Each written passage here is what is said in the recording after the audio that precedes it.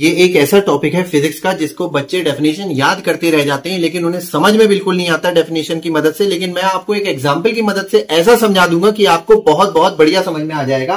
Topic है accuracy and precision. Example समझो, मान लो एक 4 मीटर का दरवाजा है, एग्जांपल लिया है 4 मीटर हाइट का दरवाजा है कोई, तो 4 लोगों को मैंने इसे नापने के लिए भेजा।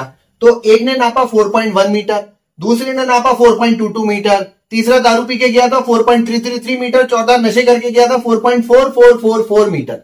अब अगर आपसे पूछा जाए कि कौन सी रीडिंग ज्यादा एक्यूरेट है, देखो एक्यूरेसी वर्ड आया है एक्यूरेट से, रियल वैल्यू के कितना करीब, तो आप कहोगे सर सबसे ज्यादा करीब है 4 मीटर के 4.1 मीटर, उसके बाद 4.22 मीटर, उसके बाद 4.333 मीटर, उसके बाद 4.44 मीटर एक्यूरेसी का ये ऑर्डर आएगा।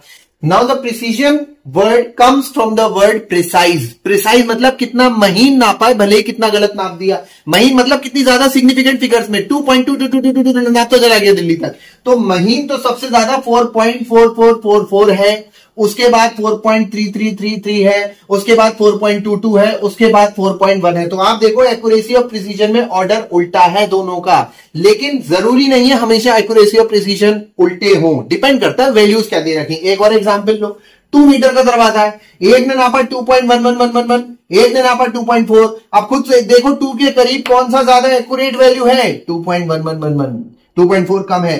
ऐसे ही प्रिसाइज महीन कौन सी वैल्यू नपी हुई है, 2.111, 2.4। तो ये ऑर्डर यहां पर सेम हो गया। तो एक्यूरेसी और प्रिसीजन आपको वर्ड याद रखने, come from the word accurate and precise. ये एग्जांपल माइंड में रखना है, डेफिनेशन की जरूरत ही नहीं पड़ेगी।